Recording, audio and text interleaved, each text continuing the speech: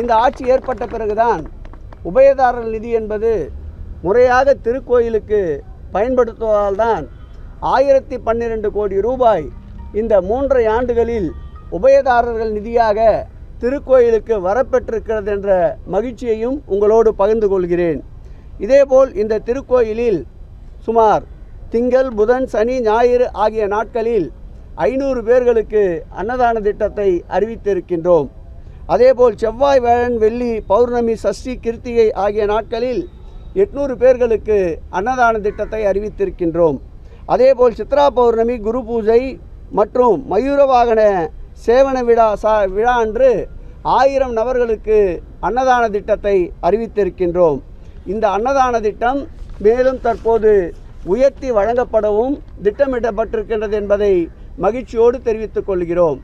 இந்த ஆட்சி ஏற்பட்ட பிறகு இதுவரையில் 2098 திருக்கோயில்கள் குடமுழுக்கு என்று இருந்த நிலையில் இன்றைக்கு சுமார் 15/9/2024 அன்று 86 திருக்கோயில்கள் திருக்குடமுழுக்கு நடைபெற இருக்கின்றது.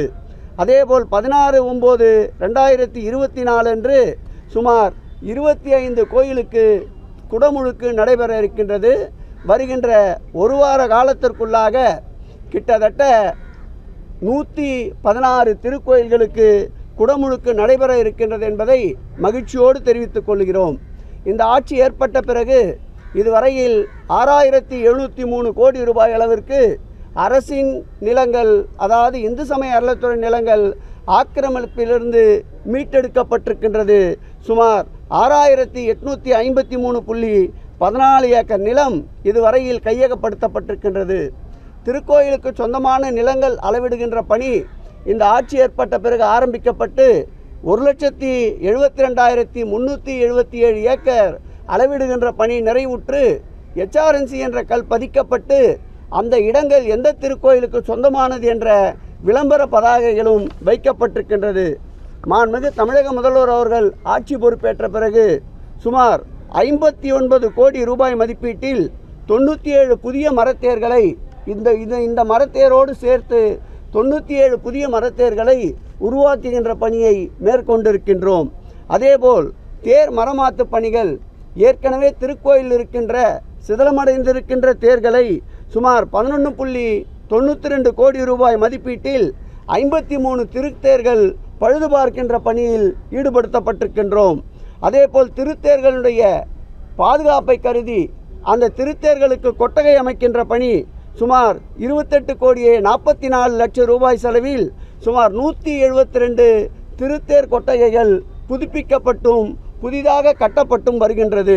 மாண்புமிகு தமிழக முதல்வர் ஆட்சி ஏற்பட்ட பிறகு சுமார் 29 கோடி மதிப்பீட்டில் 5 புதிய தங்கத்தேர்கள் உருவாக்குவதற்கு திட்டம் தீட்டப்பட்டது. அதில் ஒரு திருத்தேர் பெரியபாளையத்தம்மன் அருள்மிகு பவானி அம்மன் திருத்தேர் பக்தர்களுடைய நேர்த்திக் கடனுக்காக வருகின்ற 14ஆம் தேதி ஒப்படைக்கப்பட இருக்கின்றது என்பதை மகிழ்ச்சியோடு தெரிவித்துக் கொள்கிறோம். இதேபோல் வெள்ளித்தேர் 27,16 லட்சம் ரூபாய் செலவில் 9 புதிய வெள்ளித்தேர்களுக்கு இந்த ஆட்சி ஏற்பட்ட பிறகு அறிவிப்பை வெளியிட்டிருந்தோம். அதில் திருத்தணி தணிகை முருகனுடைய திருக்கோயிலுடைய வெள்ளித்தேர் முழுவதுமாக பணிகள் நிறைவேற்றப்பட்டு பக்தர்களுடைய நேர்த்திக் கடனுக்கு ஒப்படைக்கப்பட்டிருக்கின்றது என்பதை மகிழ்ச்சியோடு தெரிவித்துக் கொள்கிறோம்.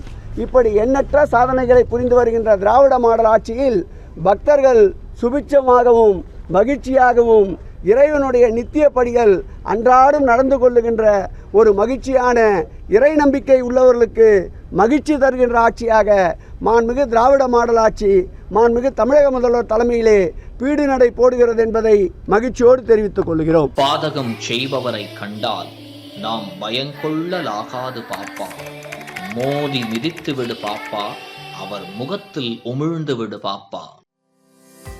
அண்மை செய்திகளை உடனுக்குடன் தெரிந்து கொள்ள இணைந்திருங்கள் இயம்நாடு தொலைக்காட்சியுடன்.